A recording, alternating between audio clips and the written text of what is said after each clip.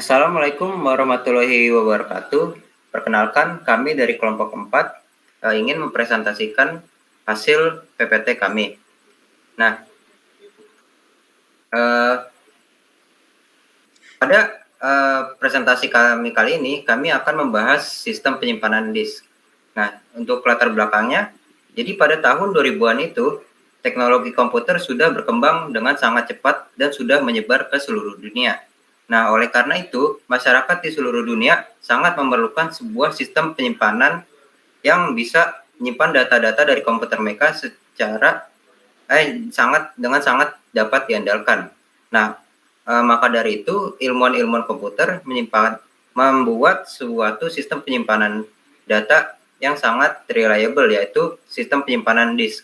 Nah, apa sih sistem penyimpanan disk itu? Bagaimana cara kerjanya? Nah, hal-hal itu akan kami jelaskan di presentasi kami kali ini. Nah, untuk materi pertama, yaitu pengertian sistem penyimpanan disk, akan dijelaskan oleh anggota kami yang bernama Wahyu Afrinaldi. Nah, silakan untuk Saudara Halo, Wahyu. halo, nama saya Wahyu Afrinaldi. Saya mendapat peran di kelompok ini untuk menjelaskan pengertian dari harddisk ini. Oke, dari harddisk ini, sistem penyimpanan disk adalah sebuah infrastruktur dan teknologi yang digunakan untuk menyimpan, mengelola, dan mengakses data pada media penyimpanan disk. Contoh dari sistem penyimpanan disk ini adalah seperti HDD atau hard disk drive. Nah, perbedaan penyimpanan HDD dan SSD itu sangatlah berbeda, dimulai dari ukurannya dan kecepatannya. Di sini ada beberapa perbedaannya, dimulai dari HDD, yaitu HDD ini menggunakan penyimpanan magnetik pada piringan berputar dengan kepala baca atau tulis yang mekanis. Lalu yang kedua dari HDD ini memiliki latensi yang sedikit lebih tinggi karena kepala baca atau tulis harus bergerak secara fisik untuk mengakses data pada piringan yang berputar. Lalu di sisi lainnya ada SSD. SSD ini menggunakan penyimpanan elektronik pada memori flash tanpa bagian mekanis yang bergerak. Dan kelebihan dari SSD ini lagi, ada SSD ini memiliki akses data yang lebih cepat karena tidak ada bagian mekanis yang perlu bergerak. Bisa dibilang HDD ini untuk pemrosesannya lumayan lambat, tapi ukuran penyimpanannya lumayan besar. Sedangkan SSD terbalik, jika HDD itu lambat, maka SSD cepat, tapi penyimpanannya lumayan kecil untuk penyimpanan memori. Dan ini adalah perbedaan dari SSD dan HDD. Dari mulai dari kecepatannya, begitu juga dengan ukuran HDD dan SSD. Yang SSD lebih kecil tapi lebih cepat, tapi penyimpanannya kecil, sedangkan HDD lebih besar, tapi cara kerjanya lambat, tapi untuk penyimpanan memorinya lumayan besar. Nah, untuk materi komponen HDD dan fungsinya akan dijelaskan oleh anggota kami bernama Heru Lukas. Silakan Heru Lukas. Oke, kali ini saya akan menjelaskan komponen HDD dan fungsinya. Yang pertama ada disk. Disk adalah piringan datar yang terbuat dari bahan magnetik yang berputar di dalam HDD. Data disimpan secara magnetik pada permukaan platter. Yang kedua, ada kepala read atau write. Kepala read atau write adalah komponen yang berfungsi untuk membaca dan menulis data pada permukaan platter. Yang ketiga, ada lengan aktuator. Lengan aktuator adalah bagian mekanis yang berfungsi untuk menggerakkan kepala baca atau tulis ke posisi yang tepat di atas platter. Dan yang keempat, ada spindle atau motor putar. Motor putar adalah motor yang memberikan putaran pada platter. Motor ini menghasilkan kecepatan rotasi yang diukur dalam RPM, rotasi per menit. Dan yang kelima, ada cache. Cache adalah memori kecil dan cepat yang terdapat di dalam HDD. Cache digunakan untuk menyimpan sementara data yang sering diakses agar dapat diambil dengan lebih cepat. Hal ini membantu mempercepat kinerja HDD dalam mengakses dan mentransfer data. Yang terakhir ada PCB, Print Circuit Board. PCB adalah papan sirkuit cetak yang berfungsi sebagai platform untuk menyatukan dan menghubungkan komponen elektronik di dalam HDD. Port yang ada di dalam PCB, yang pertama ada power port, kedua data cable port, yang ketiga drive configuration port. Nah, untuk materi cara kerja dari HDD ini akan dijelaskan oleh anggota kami yang bernama Ahmad Febrian. Nah, silakan untuk Ahmad Febrian. Ini adalah langkah-langkah cara kerja HDD. Yang pertama itu saat komputer nyalakan nih, pasokan daya itu akan dikirim ke HDD melalui kabel daya yang terhubung kepada power port HDD. Yang kedua itu ada inisialisasi controller. Setelah menerima daya, controller HDD pada PCB akan Menginisialisasi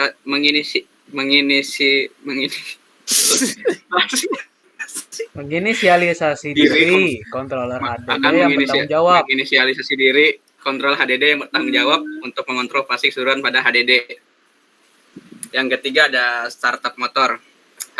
Motor putar pada HDD akan dihidupkan. Kemudian motor putar ini akan memberikan sebuah putaran pada disk dengan kecepatan yang sudah ditentukan, yang diukur dalam RPM atau revolution per minute.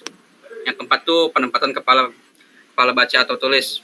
Bilangan aktuator yang terhubung dengan kepala baca tulis pada PCB akan bergerak secara mekanis untuk menempatkan kepala baca tulis di atas disk. Selanjutnya ada pencarian dan akses data. Setelah kepala baca tulis berada di posisi yang tepat di atas flatter, controller HDD itu akan mengirim perintah untuk membaca atau menulis data ke permukaan disk. Selanjutnya itu transfer data. Data yang dibaca atau ditulis oleh kepala baca tulis akan dikirim melalui jalur koneksi seperti SATA atau IDE ke perangkat lain seperti motherboard komputer. Proses-proses ini berlangsung secara berkesinambungan selama HDD itu beroperasi dan komputer dapat mengakses data yang tersimpan dalam HDD sesuai dengan kebutuhan. Selanjutnya itu ada cara kerjanya gitu, kayak disknya ini berputarnya ini oleh kayak apa sih, jarum aktuatornya ini dari kiri ke kanan. Ini kepala return ini bergerak ke kiri ke kanan untuk mencari data. Ya, Oke. sudah. Untuk materi manajemen disk akan dijelaskan oleh saya sendiri, yaitu Reza Abdal Nasution. Nah, apa sih manajemen disk itu? Jadi manajemen disk itu adalah tindakan yang dilakukan untuk mengoptimalkan dan mengatur penyimpanan data di disk. Atau bisa juga manajemen disk ini sebuah tindakan di mana disk itu diatur datanya, sektor-sektornya, blok-bloknya, atau penyimpanannya seperti saat di pabrik. Nah, terdapat dua aspek dalam manajemen disk. Nah, yang aspek pertama itu ada low level formatting. Nah, apa sih low level formatting itu? Jadi low level formatting itu merupakan tindakan pemformatan atau tindakan pembentukan pada disk yang membentuk atau memformat seluruh isiannya, mulai dari lokasi datanya, maksudnya sektor atau bloknya, lalu berapa besar size dari disk itu. Nah, contoh dari tindakan low level formatting itu adalah satu, mereset pabrik seluruh data di dalam drive. Nah, mereset pabrik seluruh data dalam drive ini bisa dilakukan di pabrik dari HDD itu sendiri atau bisa juga dari user yang akan saya jelaskan nantinya.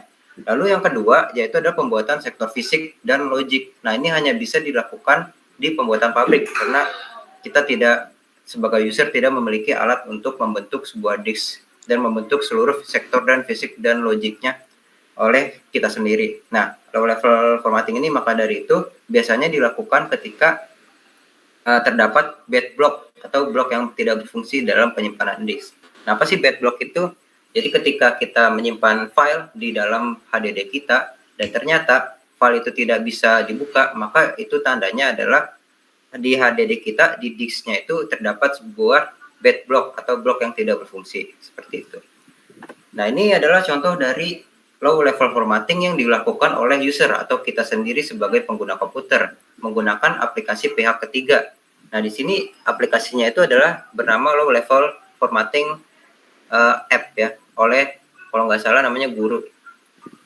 Nah, apa sih fungsi dari aplikasi ini? Nah, aplikasi ini akan memformat ulang atau mereset pabrik HDD atau penyimpanan disk yang kita pilih. Misalkan ya ada flash disk yang tercolok di komputer kita. Nah, flash disk itu kita bisa reset pabrik ketika flash disk itu mempunyai bad block. Nah, ketika kita low level format flash disk tersebut, maka seluruh penyimpanan datanya di dalam flash disk itu akan kosong, tetapi semua backlog akan terhapus seperti itu. Nah, ini adalah tindakan mereset pabrik suatu penyimpanan disk menggunakan aplikasi pihak ketiga. Lalu untuk ke aspek yang kedua yaitu high level formatting. Jadi di high level formatting ini adalah pemformatan pada penyimpanan disk yang memformat satu bagiannya saja. Nah, seperti contoh tindakannya adalah merubah file system di dalam disk. Misalkan ya, di sistem file format dari disk itu adalah NAFT atau NTFS kalau nggak salah. Lalu kita ubah ke exFAT. Nah, itu adalah contoh dari tindakan low formatting. Lalu menambahkan partisi atau membagi disk menjadi beberapa bagian itu juga bisa dilakukan oleh user. Ya. Lalu ketiga itu membersihkan data yang tidak digunakan di dalam disk. Nah, high level formatting biasanya dilakukan untuk memaksimalkan kinerja penyimpanan disk agar menjadi lebih efisien dalam menyimpan data. Jadi high level formatting ini hanya kita bisa lakukan oleh user atau pengguna komputer seperti kita ini. Oke. Lalu di sini ada contohnya, yaitu salah satu contohnya mengubah format disk saya yang terhubung ke laptop saya dari file sistemnya yang awalnya itu adalah NTFS menjadi exFAT. Nah, ini dilakukan di disk management dalam Windows. Oke, yang terakhir yaitu materi perkembangan sistem penyimpanan disk yang akan dijelaskan oleh saudari Salsabila Firdausyah. Silakan Salsabila. Menurut perkembangannya dimulai dari magnetic tapes dan lalu lanjut ke floppy disk, compact disk, hard drive, USB drive. Lalu pada media masa depan akan menyimpan yang namanya bakteria, protein dan DNA.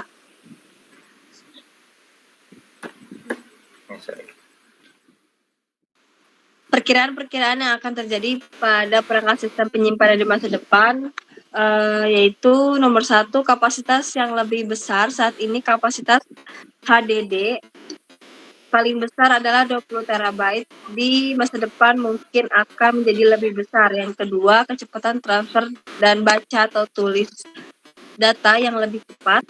Saat ini kecepatan SSD yang paling cepat adalah 3000 sampai 3500 Mbps untuk transfer data, 5000 Mbps untuk baca data tulis data. Ketiga, teknologi penyimpanan alternatif. Saat ini penyimpanan data masih melalui disk atau chip. Di masa depan kemungkinan menggunakan medium DNA. Yang keempat, keamanan data. Keamanan data di masa depan kemungkinan melibatkan AI, di mana AI akan membantu mengidentifikasi dan mencegah serangan siber secara real time. Oke, jadi kesimpulan pada presentasi kali ini yaitu adalah sistem penyimpanan disk merupakan tempat disimpannya data-data komputer melalui medium disk agar dapat dikelola dan diakses. Nah, kemudian yang kedua itu adalah salah satu perangkat penyimpanan yaitu HDD memiliki komponen-komponen yang bekerja secara berkesinambungan sehingga menciptakan perangkat yang menyimpan data. Lalu yang ketiga, kesimpulan ketiga, HDD memiliki manajemen disk agar dapat memaksimalkan kinerja penyimpanannya. Contoh manajemennya adalah low level formatting yang biasanya dilakukan di pabrik dan high level formatting yang harus dilakukan oleh user. Oke, yang keempat yaitu perangkat penyimpanan akan terus berkembang sehingga menciptakan teknologi-teknologi baru yang mempermudah pekerjaan manusia meskipun ada